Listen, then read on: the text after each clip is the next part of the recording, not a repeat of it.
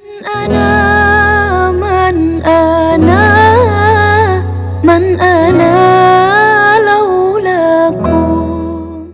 Bismillahirrahmanirrahim. Assalamualaikum warahmatullahi wabarakatuh. Hamdan wa syukran lillah, bismillah, alhamdulillah. Wassalatu wassalamu ala rasulillah wa ala alihi wa sahbihi wa mawala, amma ba'du. Wa qala Allah ta'ala fi kitabihil karim, a'udzu billahi minasyaitonir rajim. Bismillahirrahmanirrahim. Wa idh ta'adzana rabbukum la in syakartum la azidannakum wa la in kafartum inna adzabi lasyadid. Shadaqallahu maulana al-azim. Para pemirsa pecinta JEK TV Jambi dimanapun berada, yang insya Allah dimuliakan dan dirahmati oleh Allah Subhanahu wa Ta'ala. Alhamdulillah, saling mendoakan di antara kita. Mudah-mudahan para pemirsa selalu dalam keadaan sehat, selalu dalam bimbingan lindungan Allah. Insya Allah dimudahkan segala urusannya dan aktivitasnya keseharian dalam kehidupan kita di muka bumi Allah ini. Alhamdulillah, mari kita bersyukur.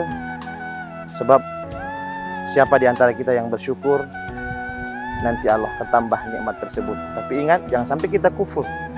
Ketika kita kufur atas nikmat Allah, inna azabi lasyadid, sesungguhnya azab Allah sangat pedih. Kita bersyukur sampai saat ini Allah masih memberikan kita kesempatan untuk menikmati berbagai sarana fasilitas hidup dalam kehidupan kita. Nikmat diantara yang Allah berikan apa yang ada di panca indera kita, para pemirsa.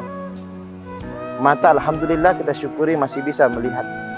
Telinga alhamdulillah masih dapat kita pergunakan untuk mendengar. Mulut alhamdulillah masih bisa menikmati makanan dan minuman yang lezat. Jantung sampai saat ini alhamdulillah masih berdenyut dengan normal.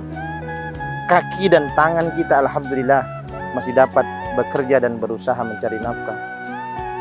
Luar biasa. Begitu banyak nikmat Allah. Kalau kita ingin menghitung-hitung nikmat Allah, Allah katakan dalam firman-Nya yang artinya, seandainya kamu ingin menghitung-hitung nikmatku, kata Allah, tidak akan mampu kamu menghitung.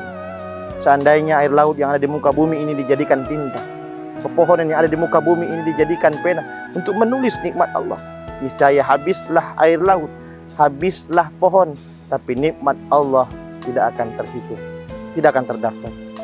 Luasnya begitu banyak nikmat Allah Subhanahu wa Ta'ala. Wa in ta'udu ni'matallahi la tuhsuha. Seandainya kamu ingin menghitung-hitung nikmat Allah, niscaya tidak akan mampu kita menghitung. Apa nikmat diantara sekian banyak nikmat Allah yang sangat kita rasakan, yang kita pakai, yang kita gunakan setiap saat, setiap hari? Tidak bukan. Nikmat itu adalah nikmat umur.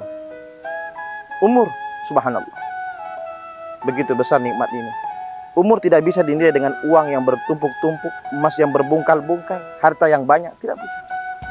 Oleh karena itu, mari para pemirsa sekalian, ketika Allah masih memberikan kesempatan umur kepada kita, jangan kita sia-siakan umur kita yang ada ini. Sebab hidup hanya satu kali. Setelah itu kita akan berangkat ke alam berikutnya, ke alam barzah. Umur jangan kita sia-siakan. Sebab Rasulullah sudah menyatakan bahwa khairun nas man tala umruhu wa hasuna amaluhu, wa syarrun nas man tala umruhu wa sa'amaluhu. Sebaik-baik manusia adalah orang yang ketika diberikan panjang umur oleh Allah, tapi umur yang panjang itu dia pergunakan untuk berbuat kebaikan.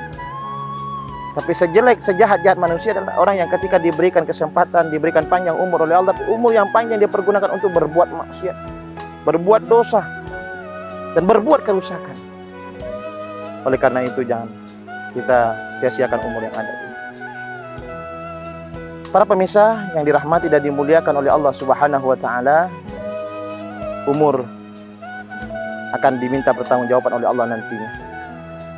Karena ada 4 hal, kata Rasulullah, yang akan ditanya oleh Allah di akhirat kelak. Apa di antara 4 hal itu? Pertama adalah, kata Rasul, wa an umrihi fi ma'afnah.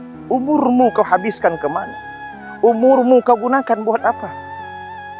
Pada saat itu ketika Allah bertanya, tidak ada dusta dan tidak ada kebohongan. Seluruh anggota tubuh kita ini akan menjadi saksi di hadapan Allah terhadap apa, bagaimana umur kita gunakan semasa kita hidup dulu. Tidak ada kebohongan. Oleh karena itu, mari kita gunakan umur kita yang ada, yang tersisa ini. Rasulullah juga mengingatkan dalam hadisnya, barang siapa yang sudah umurnya 40 tahun, tetapi kebaikannya atau kejahatannya tidak bisa mengalahkan kebaikannya, Masya Allah, lemparkan saja ke api neraka tempat mereka.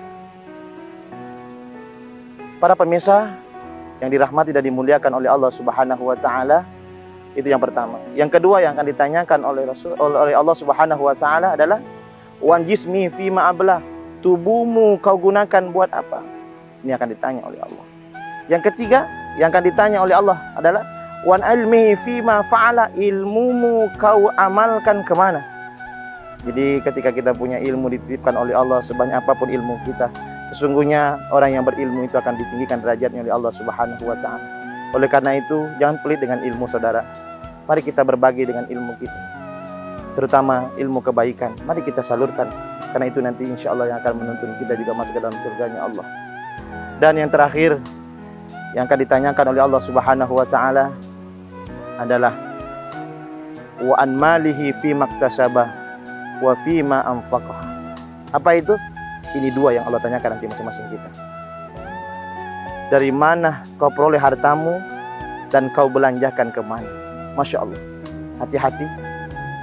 Harta rezeki yang kita peroleh jangan sampai kita gunakan atau kita peroleh dari hal-hal yang tidak dibenarkan oleh Allah Subhanahu wa taala. Sebab nanti Allah akan tanya. Pakailah prinsip orang-orang tua kita dahulu kala. Apa prinsip mereka?